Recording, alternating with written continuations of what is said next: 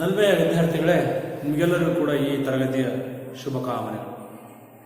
ಈ ಹಿಂದೆ ನಾವು 10ನೇ ತರಗತಿಯಲ್ಲಿ ಸಮಾಜಶಾಸ್ತ್ರದ ಅನೇಕ ವಿಚಾರಗಳನ್ನು ತಿಳ್ಕೊಂಡಿದ್ವಿ ಮೊದಲನೇ ಅವಧಿಯಲ್ಲಿ. ಈಗ 2ನೇ ಅವಧಿಯಲ್ಲಿ ಬರ್ತಕ್ಕಂತಹ 3ನೇ ಘಟಕ ಅಂದರೆ ಸಾಮಾಜಿಕ ಚಳುವಳಿಗಳು, ಅವುಗಳ ಅರ್ಥ, ಅವುಗಳ ಉಗಮ, ಅವುಗಳ ವಿಕಾಸ ಮತ್ತು ನಮ್ಮ ಕರ್ನಾಟಕದಲ್ಲಿ ಯಾವ್ಯಾವ ರೀತಿಯ ಪರಿಸರ ಚಳುವಳಿಗಳು ಅನೇಕ ನಾಯಕರ ನೇತೃತ್ವದಲ್ಲಿ ನಡೆಯುವ ಪರಿಣಾಮಗಳೇನಾಯಿತು, ಆ ಚಳುವಳಿಗಳ ಪರಿಣಾಮದಿಂದ ಯಾವ ರೀತಿ ಸಾಮಾಜಿಕವಾಗಿ ಬದಲಾವಣೆಗಳನ್ನು ನಾವು ಕಾಣ್ವಿ ಅನ್ನೋದನ್ನು ನೋಡ್ತೀವಿ. ಸಾಮಾಜಿಕವಾಗಿ ಈಗ ನಾವು ಸಾಮಾನ್ಯವಾಗಿ ನಾವು ಮಾತಾಡ್ತೀವಿ ಚಳುವಳಿ, ಹೋರಾಟ, ಮುಷ್ಕರ ಅಂತ ಕರೀತೀವಿ. ಆದರೆ ಇಲ್ಲಿ ಪದನೇ ಇದೆ ಸಾಮಾಜಿಕ ಚಳುವಳಿ. ಇದು ಸಮಾಜದ ವಿವಿಧ ಕ್ಷೇತ್ರದಲ್ಲಿ ಉಂಟಾಗಿರ್ತಕ್ಕಂತಹ ಏರುಪೇರುಗಳನ್ನು ಅಥವಾ ವ್ಯತ್ಯಾಸಗಳನ್ನು ಸರಿದಾರಿಗೆ ತರಲಿಕ್ಕೆ ಪ್ರಯತ್ನಿಸುವ ಒಂದು ಪ್ರಯತ್ನವನ್ನು ನಾವು ಚಳುವಳಿ ಅಂತೇಳಿ ಕರಿತೀವಿ. ಅಂದರೆ ಬದಲಾವಣೆ ಅಥವಾ ಸಾಮಾಜಿಕ ಚಲನೆ, ಮೇಲ್ಮುಖ ಚಲನೆ ಅಂತೇಳಿ ಕರಿತೀವಿ. ಸೊ ಹಾಗಾಗಿ ಈ ಒಂದು ವ್ಯವಸ್ಥಿತವಾದ ಸಾಮಾಜಿಕ ಪ್ರತಿರೋಧವನ್ನು ಮಾಡತಕ್ಕಂತಹ ಕ್ರಮವನ್ನು ನಾವು ಚಳುವಳಿ ಅಂತೇಳಿ ಕರೆದಾಗ, ಆ ಪ್ರತಿ ಒಂದು ಸಾಮಾಜಿಕ ಚಳುವಳಿಗಳ ಹಿಂದೆ ಒಂದು ನಿರ್ದಿಷ್ಟ ಉದ್ದೇಶ ಮತ್ತು ಗುರಿ ಅಂತಕ್ಕಂಥದ್ದು ಅಡಗಿರ್ತಕ್ಕಂಥದ್ದು ನಾವು ನೋಡ್ತೀವಿ. ಉದಾಹರಣೆಗೆ ಹಿಂದಿನ ಕಾಲದಿಂದಲೂ ಕೂಡ ನೋಡಿ, ಗಾಂಧೀಜಿಯವರು ಹರತಾಳ, ಮುಷ್ಕರ, ಉಪವಾಸ ಸತ್ಯಾಗ್ರಹ ಇವೆಲ್ಲ ಯಾಕೆ ಮಾಡಿದರು? ಭಾರತ ಸ್ವಾತಂತ್ರ್ಯ ತರಲಿಕ್ಕೋಸ್ಕರ, ಜನರನ್ನು ಒಗ್ಗೂಡಿಸ್ಲಿಕ್ಕೆ, ಐಕ್ಯತೆಯನ್ನು ಬೆಳೆಸಲಿಕ್ಕೋಸ್ಕರ ಇವೆಲ್ಲ ಕ್ರಮಗಳನ್ನು ಅವರು ಅನುಸರಿಸ್ತಾ ಬಂದರು. ಹಾಗಾಗಿ ಸಮಾಜ ಇವತ್ತು ಅನೇಕ ವಿಕಸನದ ಹಂತಗಳನ್ನು ಇವತ್ತು ದಾಟ್ಕೊಂಡು ಬಂದಿದೆ. ಹಾಗಾಗಿ ಈ ಸಮಾಜದಲ್ಲಿ ಅನೇಕ ಬದಲಾವಣೆಗಳು ನಿರಂತರವಾಗಿ ನಡೀತಲೇ ಇರ್ತವೆ. ಆ ಸ್ವಾಭಾವಿಕವಾಗಿ ನಡೀತಕ್ಕಂಥ ಬದಲಾವಣೆಗಳನ್ನು ಅಥವಾ ಸ್ವಾಭಾವಿಕ ಪ್ರತಿಕ್ರಿಯೆಗಳನ್ನು ನಾವು ಚಳುವಳಿ ರೂಪದಲ್ಲಿ ಬದಲಾವಣೆ ತಂದಾಗ ಮಾತ್ರ ಸಾಮಾಜಿಕ ಚಲನೆ ಅಥವಾ ಬದಲಾವಣೆ ಆಗ್ತಕ್ಕಂಥದ್ದು ನೋಡ್ತದೆ. ಈಗ ಅಸ್ಪೃಶ್ಯತೆ ಆಗಿರ್ಬೋದು, ಗುಲಾಮಗಿರಿ ಪದ್ಧತಿ ಆಗಿರ್ಬೋದು, ವರದಕ್ಷಿಣೆ ಆಗಿರ್ಬೋದು, ಮಹಿಳೆಯರ ಮೇಲೆ ದೌರ್ಜನ್ಯ ಆಗಿರ್ಬೋದು, ಮಕ್ಕಳ ಶೋಷಣೆ ಆಗಿರ್ಬೋದು, ಇನ್ನೂ ಅನೇಕ ಸಾಮಾಜಿಕ ಸಮಸ್ಯೆಗಳು ನಮ್ಮಲ್ಲಿ ಕಂಡು ಬರ್ತಕ್ಕಂಥ. ಇವತ್ತು ನೋಡಿ, ಲೈಂಗಿಕ ಶೋಷಣೆಗಳ ನಡೀತಿರ್ತಕ್ಕಂಥ ನೋಡ್ತಾ ಇದ್ದೀವಿ, ವರದಕ್ಷಿಣೆ ಕಿರುಕುಳ ನಡೀತಿರ್ತಕ್ಕಂಥ ನೋಡ್ತಾ ಇದ್ದೀವಿ. ಹಾಗೆ ವ್ಯಕ್ತಿಗತ ನೆಲೆಗಟ್ಟಿನಲ್ಲಿ ಇಲ್ಲಿ ಚಳುವಳಿ ಅಂತಕ್ಕಂಥದ್ದು ನಡೆಯದೆ, ಸಾಮಾಜಿಕ ನೆಲೆಗಟ್ಟಿನಲ್ಲಿ ಇಡೀ ಸಮಾಜದ ಜನರ ಮನಸ್ಸಿನಲ್ಲಿರ್ತಕ್ಕಂತಹ ವರ್ತನೆಗಳ ಪರಿವರ್ತನೆಯನ್ನು ಮಾಡಲಿಕ್ಕೆ ಸಾಮೂಹಿಕವಾಗಿ ನಡೀತಕ್ಕಂತಹ ಒಂದು ಪ್ರತಿರೋಧದ ಪ್ರಕ್ರಿಯೆಗಳನ್ನು ನಾವು ಅಂತ ಕರೆದ್ವಿ ಸಾಮಾಜಿಕ ಚಳುವಳಿ ಅಂತೇಳಿ ಕರೆದ್ವಿ. ಆದರೆ ಈ ಸಾಮಾಜಿಕ ಚಳುವಳಿ ಅಂದರೆ ಹೇಗೆ ನಡೀತವೆ ನಿಮ್ಗೆ ಗೊತ್ತಿದೆ. ಯಾಕಂದರೆ ಈ ಮಾನವ ಸಮಾಜ ಇದೊಂದು ವಿಶಿಷ್ಟ ಸಮಾಜ. ಈ ವಿಶೇಷ ಸಮಾಜದಲ್ಲಿ ವಿಶೇಷವಾದ ಮತ್ತು ವಿನೂತನವಾದಂತಹ ಬದಲಾವಣೆಗಳನ್ನು ತರಲಿಕ್ಕೆ ಸಮಾಜದಲ್ಲಿ ಪ್ರತಿಭಟನೆ, ಆಂದೋಲನ, ಹೋರಾಟ, ಚಳುವಳಿಗಳು ಗಂಭೀರವಾಗಿ ಅವು ನಡೀತವೆ. ಕಾಲಕ್ಕೆ ತಕ್ಕ ಹಾಗೆ, ಪರಿಸ್ಥಿತಿಗೆ ತಕ್ಕ ಹಾಗೆ ಅವು ಸಂಘರ್ಷಗಳನ್ನು ಆಗ್ತವೆ, ಹೋರಾಟಗಳು ಆಗ್ತವೆ, ಗಲಭೆಗಳು ಆಗ್ತವೆ, ಘರ್ಷಣೆಗಳು ಆಗ್ತವೆ, ಜಗಳಗಳು ಆಗ್ತವೆ. ಸೊ ಈ ಒಂದು ಕನ್ನಡದಲ್ಲಿ ನಾವು ಹೇಳೋದಾದ್ರೆ ಇಂಗ್ಲಿಷ್ ಸೋಷಿಯಲ್ ಮೂವ್ಮೆಂಟ್ ಅಂತ ಹೇಳ್ತೇವೆ. ಮೂವ್ಮೆಂಟ್ ಅಂದ್ರೆ ಚಳುವಳಿ ಅಂದ್ರೆ ಆಂದೋಲನ ಅಥವಾ ಯಾತ್ರೆ, ಪ್ರತಿಭಟನೆ, ಮದ್ಯಪಾನ ಜಾಸ್ತಿ ಆ ಒಂದು ಮದ್ಯಪಾನವನ್ನು ನಿಷೇಧಿಸ್ತಕ್ಕಂಥ ಚಳುವಳಿ, ಮದ್ಯಪಾನ ಸಂಯಮ ಮಂಡಳಿಯನ್ನು ನಡೆಸ್ತಕ್ಕಂಥ, ಅಥವಾ ತಮ್ಮ ಹಕ್ಕುಗಳ ಬೇಡಿಕೆಗಳಿಗಾಗಿ ವಿವಿಧ ಸಂಘಟನೆಗಳ ನೇತೃತ್ವದಲ್ಲಿ ನಡೀತಕ್ಕಂತಹ ಪ್ರತಿರೋಧಗಳನ್ನು ನಾವು ಚಳುವಳಿಗಳು ಅಂತೇಳಿ ಗುರುತಿಸ್ತಕ್ಕಂಥ ನೋಡ್ತೀವಿ. ಹಾಗಾಗಿ ಇಂಗ್ಲೀಷ್ನಲ್ಲಿ ಇದನ್ನ ಮೂಮೆಂಟ್ ಅಂತಂದರೆ ನಾವೇಂತ ಕರಿತೀವಿ ಅಂದರೆ ಆಂದೋಲನ, ಅಭಿಯಾನ, ಚಳುವಳಿ, ಹೋರಾಟ ಅಂತೇಳಿ ಕರಿತೀವಿ. ಇವು ಸಾಮಾಜಿಕ ಚಳುವಳಿಗಳು ಹಿಂದಿನಿಂದ ಕಾಲದವರೆಗೂ ನಡ್ಕೊಂಡು ಬಂದಿವೆ. ನೋಡಿ, ಹಿಂದೆ ಸ್ವತಂತ್ರ ಪೂರ್ವದಲ್ಲಿ ಗಾಂಧೀಜಿಯವರ ನೇತೃತ್ವದಲ್ಲಿ ಅನೇಕ ಆಶೋತ್ತರಗಳಿಗೆ ಅನುಗುಣವಾಗಿ ಅವು ನಡ್ಕೊಂಡು ಬಂದವು. ಅಂಬೇಡ್ಕರ್ ಮತ್ತು ಗಾಂಧೀಜಿಯವರ ನಡುವೆ ಈ ಸಾಮಾಜಿಕ ಚಳುವಳಿಗಳಿಗೆ ಸಂಬಂಧಿಸಿದಂತೆ ಭಿನ್ನಾಭಿಪ್ರಾಯಗಳು ಉದ್ಭವ. ಯಾಕಂದ್ರೆ ಗಾಂಧೀಜಿಯವರು ಮೊದಲು ಏನಂತ ನಂಬಿದ್ರು, ಸತ್ಯವೇ ದೇವರೇ ಸತ್ಯ ಅಂತ ನಂಬಿದ್ರು. ಆದರೆ ಕಾಲದ ನಂತರ, ಕಾಲ ಬದಲಾವಣೆ ನಂತರ ದೇವರೇ ಸತ್ಯ ಅಂತೇಳಿ ಬದಲಾವಣೆ ಆಯಿತು. ಸರಿ, ಫಸ್ಟ್ ದೇವರೇ ಸತ್ಯ ಅಂತ ನಂಬಿದ್ರು. ಆದರೆ ಕಾಲ ಬದಲಾವಣೆ ನಂತರ ಸತ್ಯವೇ ದೇವರು ತಮ್ಮ ಸಾಮಾಜಿಕ ಚಳವಳಿಗಳಲ್ಲಿ ಆಗಿರ್ತಕ್ಕಂಥ ಬದಲಾವಣೆಯನ್ನು ತಿಳ್ಕೊಂಡಿರ್ತಕ್ಕಂಥದ್ದನ್ನು ನೋಡಿ. ಹೀಗೆ ಈ ಸಾಮಾಜಿಕ ಚಳವಳಿಗಳು ಸಾಮಾಜಿಕ ಅನುಭವಗಳನ್ನು,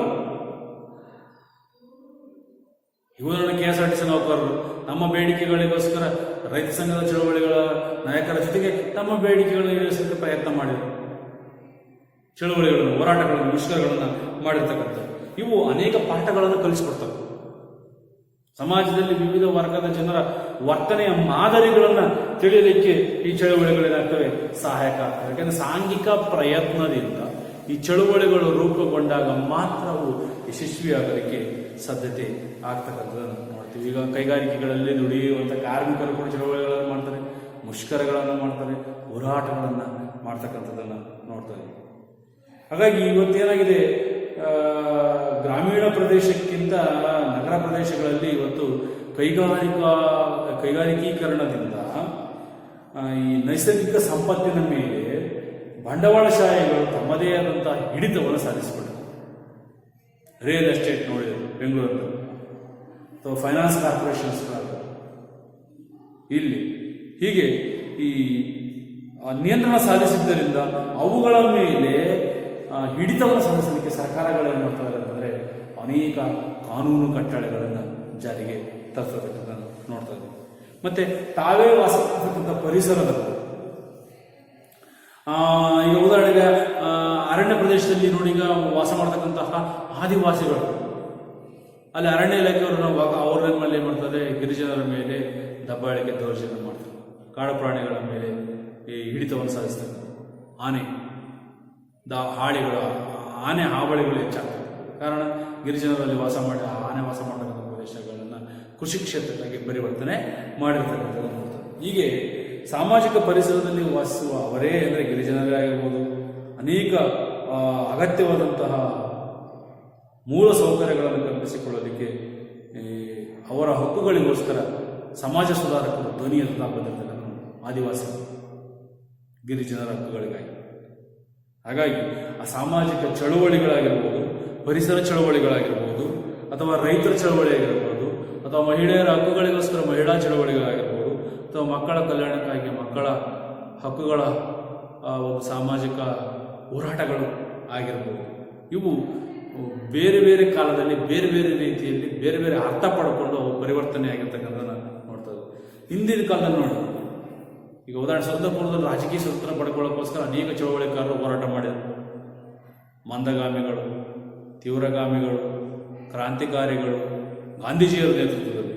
ಹೀಗೆ ಆ ಚಳುವಳಿಯ ಅರ್ಥ ಕಾಲಕ್ಕೆ ತಕ್ಕ ಹಾಗೆ ಏನಾಗಿದ್ದು ತನ್ನ ಅರ್ಥವನ್ನು ಬದಲಾವಣೆಯನ್ನು ಮಾಡಿಕೊಂಡು ಬಂದಿರ್ತಕ್ಕಂಥದ್ದು ನೋಡಿ. ಇದು ವಿಕಾಸ ಚಳವಳಿ, ಇದು ಮೂವ್ಮೆಂಟ್ ಅಂತ ಹೇಳ್ತಾರೆ, ಮೂವ್ಮೆಂಟ್ ಇಂಗ್ಲಿಷ್. ಸೊ ನೆಕ್ಸ್ಟ್ ಅವು ಪರಿಸರ ಚಳವಳಿಗಳಾಗಿರ್ಬೋದು, ಹೇಳಿದ ಪರಿಸರ ಚಳವಳಿ, ಮಹಿಳಾ ಚಳವಳಿ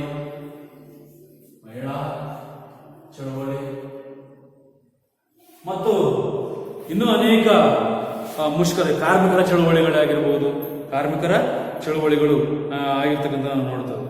ಆದರೆ ಇತ್ತೀಚೆಗೆ ನಾವು ಭಾರತದ ಚರಿತ್ರೆಯನ್ನು ಗಮನಿಸ್ತಾ ಹೋದಂತೆ ಮತ್ತೆ ಕಾಣುವಂತಹ ಅನೇಕ ಚಳವಳಿಗಳು ಅಂತಂದರೆ ಈ ಧಾರ್ಮಿಕ ಚಳವಳಿ ಅಥವಾ ಭಕ್ತಿಪಂಥ ಚಳವಳಿಗಳು. ಆಚಾರ್ಯರ ರಾಮಾನುಜಾಚಾರ್ಯ, ಮಧ್ವಾಚಾರ್ಯ, ಶಂಕರಾಚಾರ್ಯ, ರಮಾನಂದರು, ಕಬೀರರು, ಚೈತನ್ಯರು, ಸೂರ್ದಾಸ್ ಇವರೆಲ್ಲ ಸಮಾಜದಲ್ಲಿ ಅನೇಕ ಬದಲಾವಣೆಗಳನ್ನು ತರಲಿಕ್ಕೆ ಪ್ರಯತ್ನವನ್ನು ಪಟ್ಟರು. ಹಾಗಾಗಿ ಕರ್ಮ ಸಿದ್ಧಾಂತದ ಒಂದು ಪರಂಪರೆ ಹಾಗೂ ಜಮೀನ್ದಾರರು ಮತ್ತು ಈ ಸಾಮಂತರು, ಕರ್ಮ ಸಿದ್ಧಾಂತ ಅಂದರೆ ಬ್ರಾಹ್ಮಣ, ಕ್ಷತ್ರಿಯ, ವೈಶ್ಯ, ಶೂದ್ರ, ಏನು ಮನುಧರ್ಮ ವ್ಯವಸ್ಥೆ ಅಂತ ಹಿಂದಿನ ಪ್ರಾಚೀನ ಕಾಲದಲ್ಲಿ ಗುರುತಿಸಿದವರ ಅದನ್ನು ನಾವು 4 ವರ್ಣಾಶ್ರಮ ವ್ಯವಸ್ಥೆಯಲ್ಲಿ ಗುರುತಿಸಿ.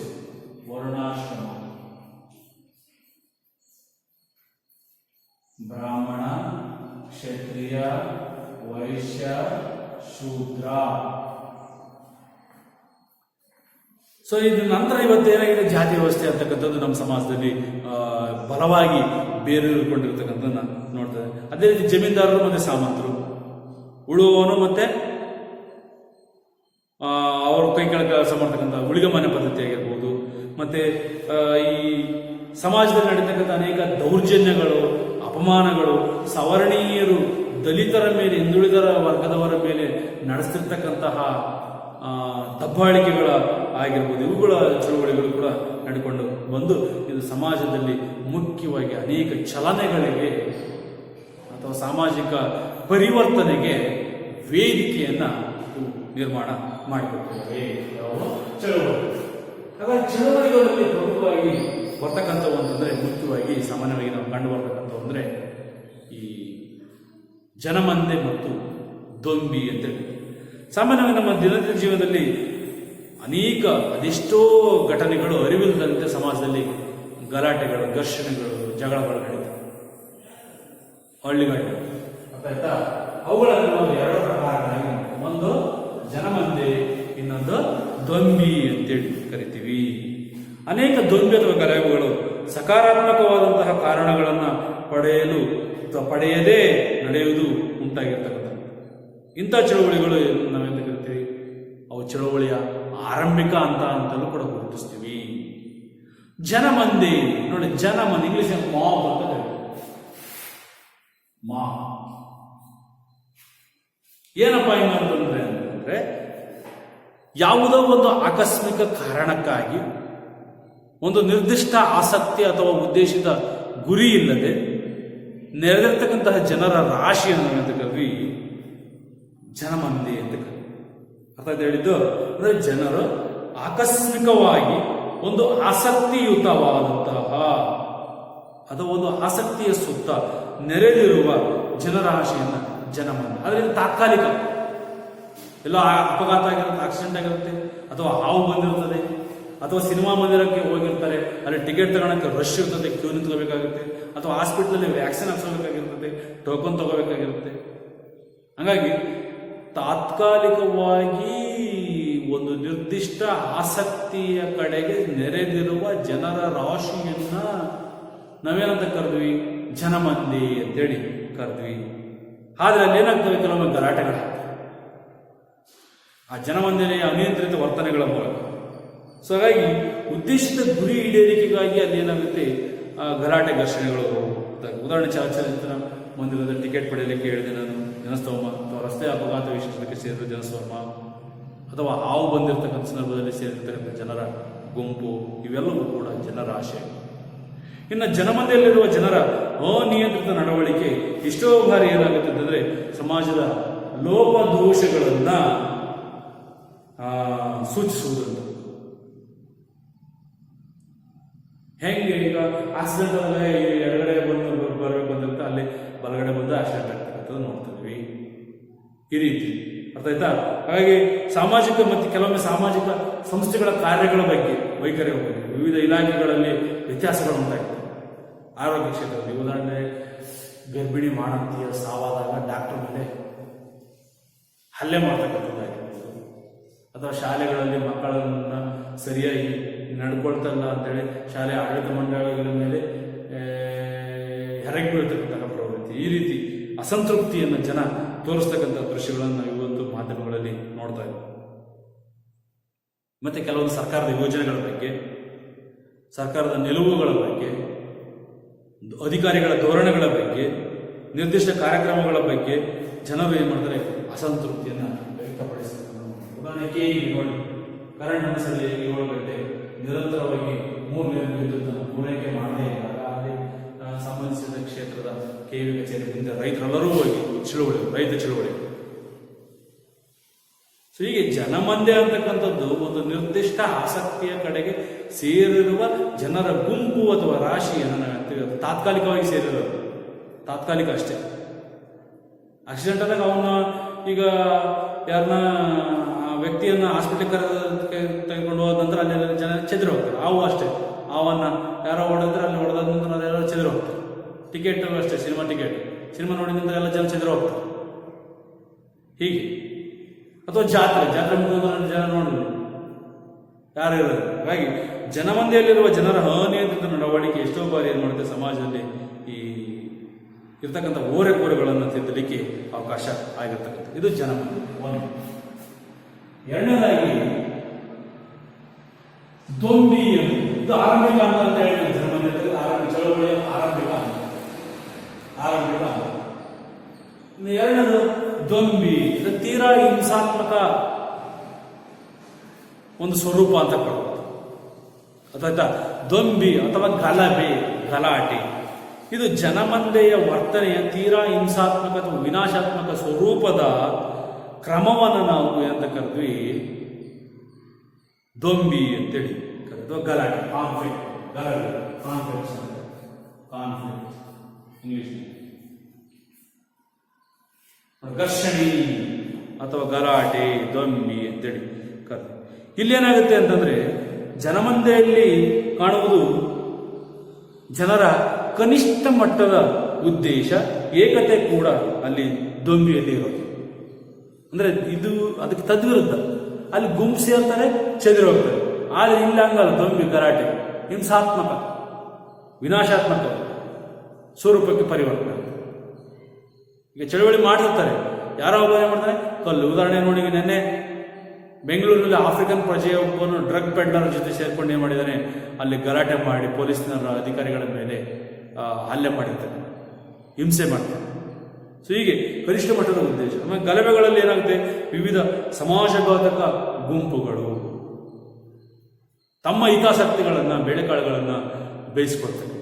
ಉದಾಹರಣೆಗೆ ಈಗ ಬೆಂಗಳೂರಿನಲ್ಲಿ ನೋಡಿರ್ಬೋದು, ಪುಲಕೇಶಿ ನಗರದ ಹತ್ರ ಅಲ್ಲಿ ಗಲಭೆ ಪ್ರಕರಣ, ಸ್ಥಳೀಯ ಒಂದು ಧಾರ್ಮಿಕ ಕೋಮಿನ ವರ್ಗದವರು ಪೊಲೀಸ್ ಕಚೇರಿಯನ್ನೇ ಧ್ವಂಸ ಮಾಡಿರ್ತಾರೆ.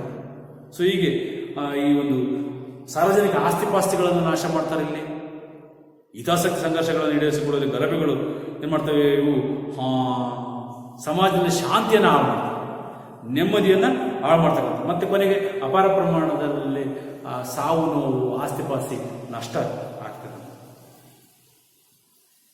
ಇದು ಗಲಭೆ ಅಥವಾ ಘರ್ಷಣೆಯ ಪರಿಣಾಮಗಳಾಗ್ತದೆ. ಹೀಗಾಗಿ ದೊಂಬಿ ಅಥವಾ ಗಲಭೆಗಳಲ್ಲಿ ತೊಡಗಿರುವವರ ವರ್ತನೆಗೆ ಯಾವುದೇ ಒಂದು ನಿರ್ದಿಷ್ಟ ಮತ್ತು ನಿಶ್ಚಿತ ಗುರಿ ಅಂತಕ್ಕಂಥದ್ದು ಇರೋದಿಲ್ಲ. ಯಾವನು ಏನು ಮಾಡ್ತಾನೆ ನಿರೀಕ್ಷೆ ಮಾಡಕ್ಕೆ ಸಾಧ್ಯ ಇಲ್ಲ. ಒಬ್ಬ ಕಲ್ ತಗೊಂಡು ಹೊಡಿತಾನೆ, ಒಬ್ಬ ದೊಣ್ಣೆ ತಗೊಂಡು ಹೊಡಿತಾನೆ, ಇನ್ನೊಬ್ಬನು ಇನ್ನೇನೇನೋ ಮಾಡ್ತಿರ್ತಕ್ಕಂಥದ್ದನ್ನು ನೋಡ್ತದೆ. ಹಾಗಾಗಿ ದೊಂಬಿ ಅಥವಾ ಗಲಭೆಗಳು ಕಾನೂನು ಸುವ್ಯವಸ್ಥೆಗೆ ಇವು ಗಂಭೀರವಾದಂತಹ ಅಡ್ಡಿಯನ್ನು ಉಂಟು ಮಾಡ್ತವೆ. ಇತ್ತೀಚೆಗೆ ನೋಡಿ ಗ್ರಾಮೀಣ ಪ್ರದೇಶದಲ್ಲಿ ಕೂಡ ಇವು ವಿಸ್ತರಣೆ ಆಗಿದೆ. ಹಳ್ಳಿಗಳಲ್ಲಿ ರಾಷ್ಟ್ರ ಸಂದರ್ಭದಲ್ಲಿ ಅಥವಾ ಲವ್ ಜಿಹಾದ್ ಅಂತ ಕರೀತಾರೆ. ಲವ್ ಜಿಹಾದ್, ಸವರ್ಣೀಯರು ಮತ್ತು ದಲಿತರು ಜಗಳಗಳು, ಇವು ಭೂಮಿಗೆ ಸಂಬಂಧಿಸಿದಂತೆ, ಜಾತಿಗೆ ಸಂಬಂಧಿಸಿದಂತೆ, ಚುನಾವಣೆ ಸಂದರ್ಭ ರಾಜಕೀಯಕ್ಕೆ ಸಂಬಂಧಿಸಿದಂತೆ ಹಲವಾರು ಪ್ರಚೋದಕ ಸನ್ನಿವೇಶಗಳು ಇವು ದೊಂಬಿ ಅಥವಾ ಗಲಭೆಗಳನ್ನು ನಡೆಯಲಿಕ್ಕೆ ಕಾರಣ ಆಗಿರ್ತಕ್ಕಂಥದ್ದು. ಇಂತಹ ಮಾನವ ಸಮಾಜದ ಅನಿಯಂತ್ರಿತ ವರ್ತನೆಯಿಂದ ಸಮಾಜದಲ್ಲಿ ಏನಾಗ್ತದೆ ಅಂದರೆ ಶಾಂತಿ, ನೆಮ್ಮದಿ, ಸೌಹಾರ್ದತೆ ಇರತಕ್ಕಂಥದ್ದು ಇರಲಿಕ್ಕೆ ಸಾಧ್ಯ ಆಗೋದಿಲ್ಲ. ಹಾಗಾಗಿ ಇಲ್ಲಿ ಕೆಲವರು ಪರ ಮತ್ತು ವಿರೋಧ ಮಾತಾಡ್ತಾರೆ ಸಮಾಜದಲ್ಲಿ. ದ್ವೇಷ ಭಾವನೆ, ಅಹಿಂಸೆ, ಕ್ರೌರ್ಯ ಅಂತಕ್ಕಂಥವು ಸಮಾಜದ ಜನರಲ್ಲಿ ಬೆಳವಣಿಗೆಗೆ ಕಾರಣ ಆಗ್ತದೆ. ಆದರೆ ಈ ದೊಂಬಿ ಗಲಾಟೆಗಳು ದೀರ್ಘಕಾಲ ನಡೆಯಲಿಕ್ಕೆ ಸಾಧ್ಯ ಇಲ್ಲ. ಒಂದು ವಾರ 15 ನೋಡಿ, ಈಗ 144 ಸೆಕ್ಷನ್ ಪೊಲೀಸ್ ಜಾರಿ ಮಾಡಿ ಒಂದು ವಾರ ಅಲ್ಲಿ ಠಿಕಾಣಿ ಹೂಡಿದ ನಂತರ ನಿಧಾನವಾಗಿ ಪರಿಸ್ಥಿತಿಯಂತೆ ತಿಳಿ ಆಗ್ತದೆ. ಒಂದು ಹಂತಕ್ಕೆ ಅವು ಕೊನೆಗೊಳ್ತವೆ. ಅಂದರೆ ಅದಕ್ಕೆ ಕಾರಣ ಮುಖ್ಯ ಅಂತಂದರೆ ಸರಿಯಾದ ಸಮಯಕ್ಕೆ ಪೊಲೀಸರ ಸಮಯ ಪ್ರಜ್ಞೆ ಒಂದು, ಎರಡನೇದು ಬಿಗಿಯಾದ ಕಾನೂನು ಕ್ರಮ. ಸಮಾಜಘಾತಕ ಶಕ್ತಿಗಳನ್ನು ಮಟ್ಟ ಹಾಕಬೇಕು. ಉದಾಹರಣೆಗೆ ಈಗ ನಾನು ಹೇಳಿದ್ದೆ, ಬೆಂಗಳೂರಿನಂತಹ ಮೆಟ್ರೋಪಾಲಿಟನ್ ಸಿಟಿಗಳಲ್ಲಿ ಡ್ರಗ್ ಪೆಡ್ಲರ್ಗಳ ಹಾವಳಿ ಜಾಸ್ತಿ ಆಗ್ತದೆ. ಡ್ರಗ್ ಪೆಡ್ಲರ್ ಆಫ್ರಿಕನ್ ಪ್ರಜೆಗಳು ಅವರು ನಶೆ ಹಚ್ಕೊಂಡು ಅವರು ರಾತ್ರೋರಾತ್ರಿ ರಸ್ತೆಯಲ್ಲಿ ಒಂದು ಎಂಜಾಯ್ ಮಾಡ್ತಕ್ಕಂಥ ಪ್ರವೃತ್ತಿ ಜಾಸ್ತಿ ಇರುತ್ತೆ. ಮತ್ತು ಇಲ್ಲಿ ಸಮಾಜದಲ್ಲಿ ಶಾಂತಿಯನ್ನು ಹದಗೆಡಿಸ್ತಕ್ಕಂಥ. ಆಮೇಲೆ ರಕ್ಷಣಾ ಪಡೆ ಕಾನೂನುಗಳು ಸಾಧನೆಗಳ ಮೂಲಕ ದೊಂಬಿ ಅಥವಾ ಈ ಗಲಭೆ ಅಥವಾ ಘರ್ಷಣೆಗಳನ್ನು ನಿಯಂತ್ರಿಸಬಹುದಾಗಿದೆ. ಅರ್ಥ ಆಯ್ತಾ? ಈ ಉದಾಹರಣೆ ನೋಡಿ, ಈಗ ಬಸ್ಗಳಲ್ಲಿ, ಟ್ರೈನ್ಗಳಲ್ಲಿ ಅಥವಾ ಸಾರ್ವಜನಿಕ ಸ್ಥಳಗಳಲ್ಲಿ ಈ ಕಾಮಕರ ಹಾವಳಿಗಳನ್ನು ತಡೆಯಲಿಕ್ಕೆ ಪೋಕ್ಸೋ ಕಾಯ್ದೆ ಎನ್ನುವ ಜಾರಿ. ಈ ರೀತಿ ದೊಂಬಿ ಗಲಾಟೆಗಳನ್ನು ನಡೆಯಲಿಕ್ಕೆ ಅವಕಾಶ ಮಾಡಿಕೊಡದಿರ್ತಕ್ಕಂಥ ಬಿಗಿ ಕಾನೂನು ಕ್ರಮ ಜಾರಿ. ಇನ್ನು ಮುಖ್ಯವಾಗಿ ಬರ್ತಕ್ಕಂಥವು ಅಂತಂದ್ರೆ ಪರಿಸರ ಚಳವಳಿಗಳು. ಕರ್ನಾಟಕದಲ್ಲಿ ನಡೆದ ಪರಿಸರ ಚಳವಳಿಗಳು ಎಷ್ಟಿವೆ? 6 ಇವೆ. ಅರ್ಥಾಯ್ತಲ್ಲ ಮಕ್ಕಳೇ? ಎಷ್ಟಿವೆ? 6 ಇರ್ತಕ್ಕಂಥದ್ದನ್ನ ಯಾವ್ಯಾವು? ಮೊದಲನೇದು ಚಿಪ್ಕೋ ಚಳವಳಿ. ಪಶ್ಚಿಮ ಬಂಗಾಳದ ಸುತ್ತಮುತ್ತ ಅರಣ್ಯ ಪ್ರದೇಶದಲ್ಲಿ ಇಲ್ಲಿ ಮರಗಿಡಗಳನ್ನು ಕಡಿಯುವುದನ್ನು ನಿಷೇಧ ಮಾಡಲಿಕ್ಕೆ ಸರ್ಕಾರ ಕಾಂಟ್ರಾಕ್ಟ್ ಕೊಟ್ಟಿರ್ತಕ್ಕಂತಹ ಗುತ್ತಿಗೆದಾರರ ಬದಲೇ ಅಲ್ಲಿ ಸುಂದರ್ಲಾಲ್ ಬಹುಗುಣ ಅವರ ನೇತೃತ್ವದಲ್ಲಿ ಬಹಳ ವಿಶಾಲವಾದಂತಹ ಚಳವಳಿ ನಡೀತು, ಪರಿಸರ ಚಳವಳಿ. ಇತ್ತೀಚೆಗೆ ನಾವು ನೋಡ್ತಾ ಇದ್ದೀವಿ ಈ ಚಳವಳಿಗಳು ಹೆಂಗೆ ಸಾಮಾಜಿಕ ಪರಿವರ್ತನೆಯನ್ನು ಉಂಟು ಮಾಡೋದು. ಉದಾಹರಣೆಗೆ ಈಗ ಬಿಹಾರ, ಜಾರ್ಖಂಡ್, ಛತ್ತೀಸ್ಗಢಲ್ಲೆಲ್ಲ ನೋಡುವ ಒಂದು ರಾಜಕೀಯ ಪಕ್ಷವಾಗಿಯೇ ಅದು ವೇದಿಕೆಯಾಗಿದೆ. ಅದು JMM, ಜಾರ್ಖಂಡ್ ಮುಕ್ತಿ ಮೋರ್ಚಾ. ಅಲ್ಲಿನ ಆದಿವಾಸಿ ಸಮುದಾಯಗಳು ಅರಣ್ಯದಲ್ಲಿ ಬಂಡವಾಳಶಾಹಿಗಳು ಮತ್ತು ಕೈಗಾರಿಕೀಕರಣದಿಂದ ಹಿಡಿತ ಸಾಧಿಸಿದ್ದರಿಂದ ಆ JMM ಹೊರ ಪಕ್ಷವಾಗಿ ಶಿಬು ಸೂರ್ಯನ್ ಅಂತ ಬಂದಿರ್ತಕ್ಕಂಥ ನೋಡ್ತಾರೆ.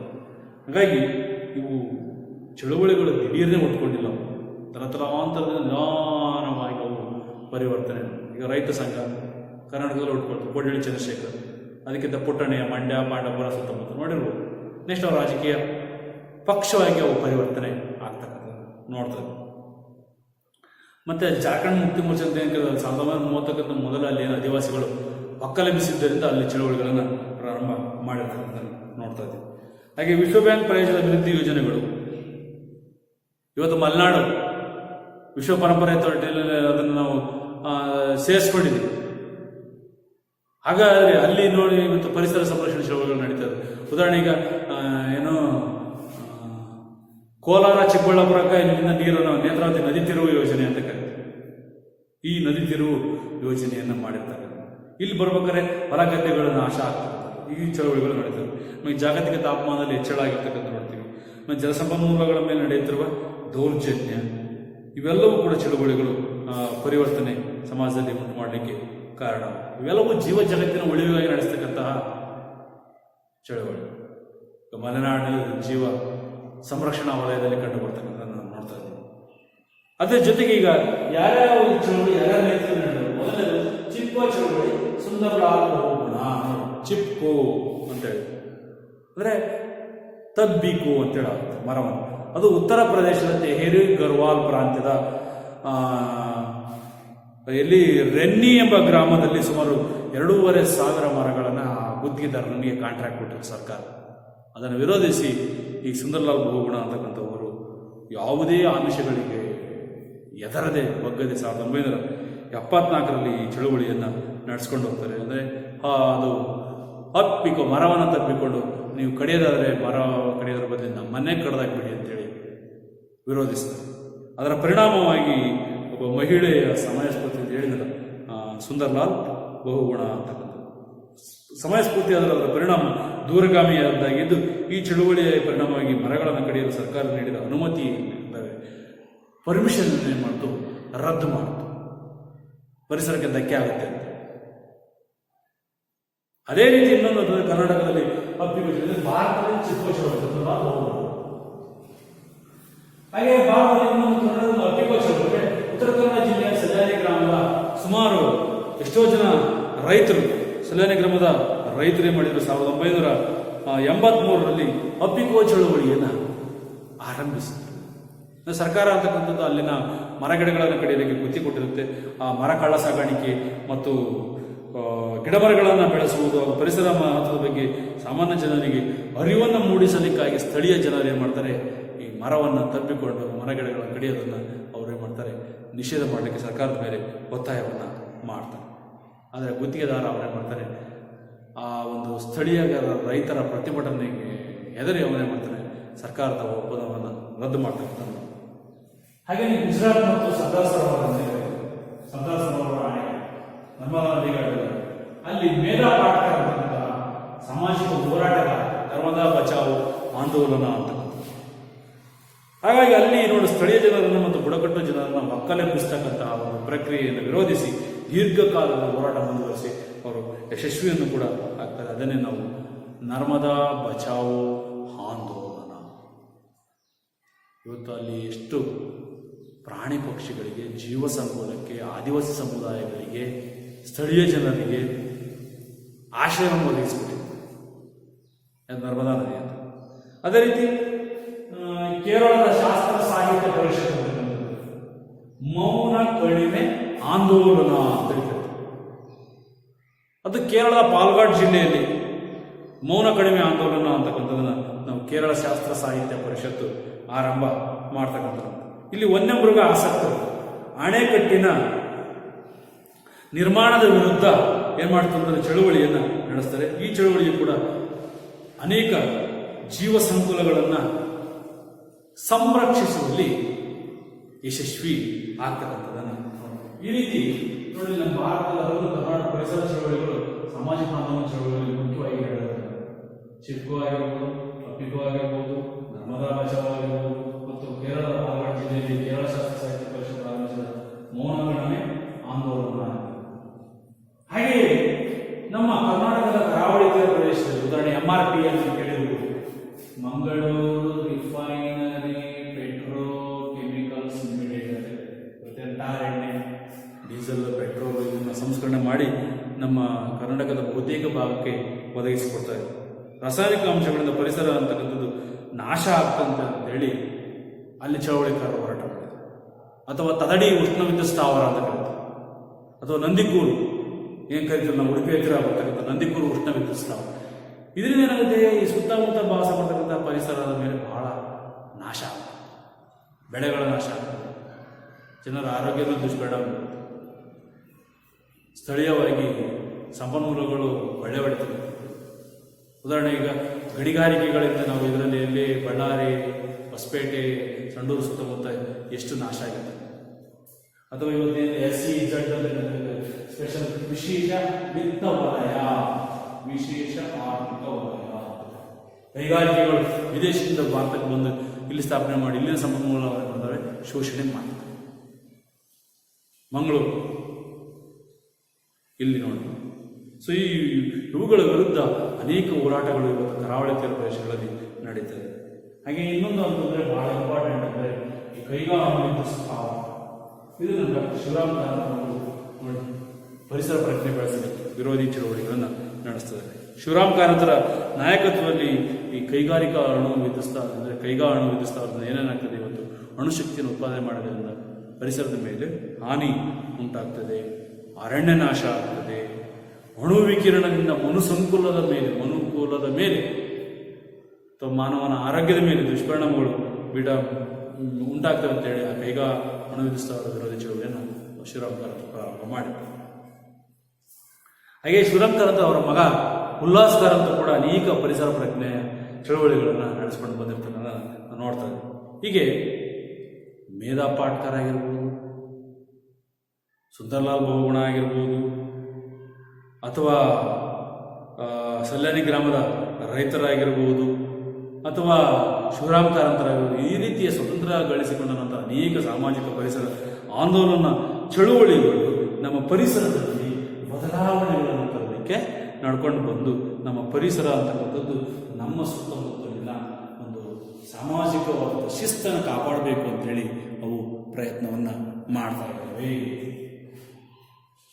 ಯಾಕಂದರೆ ಮಾನವ ತಾನು ವಾಸ ಮಾಡ್ತಕ್ಕಂಥ ಸುತ್ತಮುತ್ತಲಿನ ಪರಿಸರ ಅಂತಕ್ಕಂಥದ್ದು ಅದು ಅವನಿಗೆ ಜೀವ ಸಂಕುಲ ಮತ್ತು ಪ್ರಾಣಿ ಸಂಕುಲಕ್ಕೆ ಅತ್ಯಗತ್ಯವಾಗಿ ಬೇಕಾಗಿ ಅದನ್ನು ಶುದ್ಧವಾಗಿ ಇಟ್ಕೊಳ್ಬೇಕು, ಸ್ವಚ್ಛವಾಗಿ ಇಟ್ಟುಕೊಳ್ಬೇಕು ಮತ್ತು ನೈರ್ಮಲ್ಯತೆಯಿಂದ ಅದನ್ನು ಕಾಪಾಡಬೇಕಾಗಿರ್ತಕ್ಕಂಥ. ಇದಕ್ಕೋಸ್ಕರ ಅನೇಕ ಉಪವಾಸ ಸತ್ಯಾಗ್ರಹಗಳು ನಡೆದಿದ್ದಾವೆ, ಮತ್ತು ಹರತಾಳಗಳು ನಡೆದಿದ್ದಾವೆ, ಮುಷ್ಕರಗಳು ನಡೆದಿದ್ದಾವೆ, ಹೋರಾಟಗಳು, ಆಂದೋಲನಗಳು, ಪ್ರತಿಭಟನೆಗಳು ನಡ್ಕೊಂಡು ಬಂದಿರತಕ್ಕಂಥ ನೋಡ್ತಾ ಇದ್ದೀವಿ. ಹಾಗಾಗಿ ಈ ಪರಿಸರವಾದ ಎಂಬುದು ಇದು ಕೇವಲ ಪ್ರತ್ಯೇಕ ಅಧ್ಯಯನ ಅಥವಾ ಶಿಸ್ತು ಆಗಿಲ್ಲ, ಅದು ಮಾನವ ತನ್ನ ದಿನನಿತ್ಯದ ಬದುಕಿನೊಂದಿಗೆ ಸುತ್ತಮುತ್ತಲಿನ ಇದು ವಾತಾವರಣದಲ್ಲಿ ಅನೇಕ ಏನನ್ನು ಕಟ್ಕೊಂಡು ಬಿಟ್ಟಿದ್ದಾರೆ. ಇದ್ರ ಮಧ್ಯೆ ಅವನು ಬದುಕ್ತಾ ಇದ್ದಾರೆ.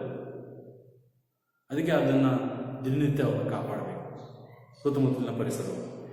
ಇದಿಷ್ಟು ಇವತ್ತು ಸಾಮಾಜಿಕ ಚಳುವಳಿಗಳು ಎಂಬ ಅಧ್ಯಾಯದಲ್ಲಿ ಬರ್ತಕ್ಕಂತಹ ಚಳುವಳಿಯ ಅರ್ಥ, ವಿಕಾಸ, ಅದರ ಉಗಮ ಮತ್ತು ಬೆಳವಣಿಗೆ, ಜನಮಂದೆ ಅಂದ್ರೇನು, ದೊಂಬಿ ಅಂದ್ರೇನು, ಪರಿಸರ ಚಳುವಳಿಗಳ ಬಗ್ಗೆ ತಿಳ್ಕೊಂಡು ಇಲ್ಲಿ ಜನಮಂದೆ ಅಂದ್ರೆ ನಾನು ಹೇಳಿದ ನಿರ್ದಿಷ್ಟ ಆಸಕ್ತಿಯ ಕಡೆಗೆ ಸೇರಿರುವ ಜನರ ಗುಂಪು ಅಥವಾ ರಾಶಿಯನ್ನು ನಾವು ಜನಮಂದೆ ಅಂತ ಕರಿತೀವಿ. ಉದಾಹರಣೆ ಹೇಳಿ, ಸಿನಿಮಾ ಮಂದಿರದ ಹತ್ತಿರ ಅಥವಾ ಅಪಘಾತದ ಸೇರಿದ ಜನರಾಶಿ.